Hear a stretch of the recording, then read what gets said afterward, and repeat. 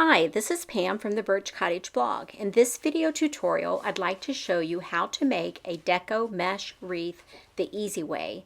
Let's take a look at the supplies that you'll need.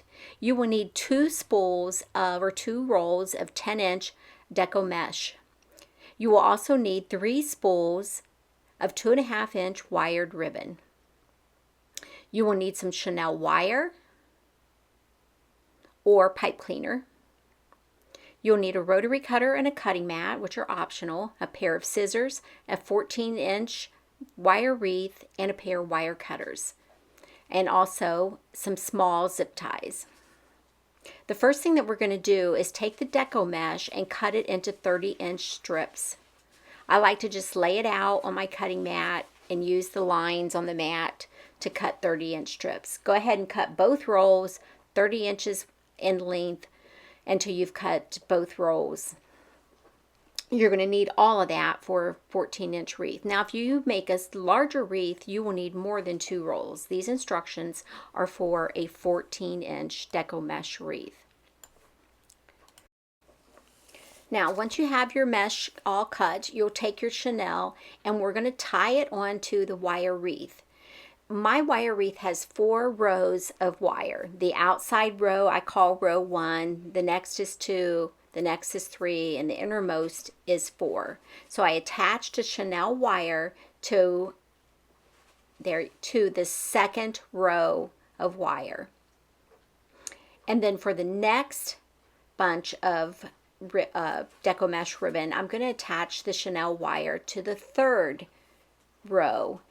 And I will have 4 bunches of Deco Mesh in each section of my wire wreath. You'll see my wire wreath has 6 sections. So I'm going to have 4 pieces of Deco Mesh in each of those 6 sections for a total of 24 of my Deco Mesh ribbons tied to the wreath.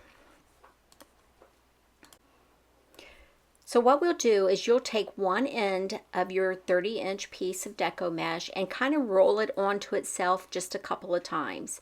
And then you take your fingers and you just walk them along the middle of that piece of mesh to gather it in your hand. Now keep a good hold on it, don't let go of it. And when you reach the other end, you're just going to roll it under a couple of times and then gather all of that up between your thumb and your fingers and keep a good grip on it.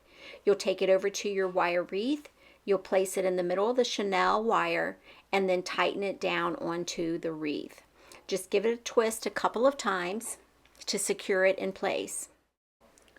You will continue attaching the Deco Mesh to the wreath in this manner all the way around. There will be 4 sections in each one of the sections of the wreath. And this is what it will look like when you have all the Deco Mesh attached. So next we want to attach our ribbon. So we're going to take our 3 spools of ribbon and cut 3 sections that are 14 inches long. So 1 from each of the designs, cut it 14 inches long. And then we're going to fold it kind of in half, and then from the folded side out to the edge, we're going to trim that.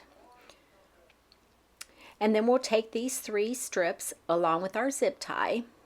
We're going to lay kind of crisscross the ribbon and then secure them all together with a zip tie.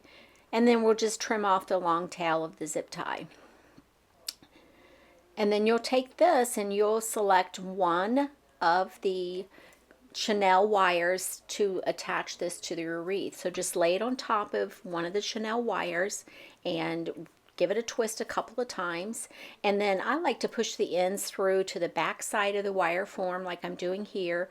Give it a couple of twists, trim the ends a little, and then push them back down towards the front. And just continue adding ribbon in this manner until you have as many as you want. Again, I use 3 strips of 14-inch ribbon that I tied together with a zip tie and attached to the wreath using the chenille wires that were holding the mesh in place on the wreath. And then you'll just fluff your mesh and the ribbon and just kind of mess with it until you get it to look just the way that you want it. And this is my finished Deco Mesh wreath. You really can probably do one of these in about 20 minutes. Once you cut your strips of mesh and you cut your ribbons, it all goes together really quickly. And the finished wreath is almost 2 feet wide by the time you add all that mesh to it.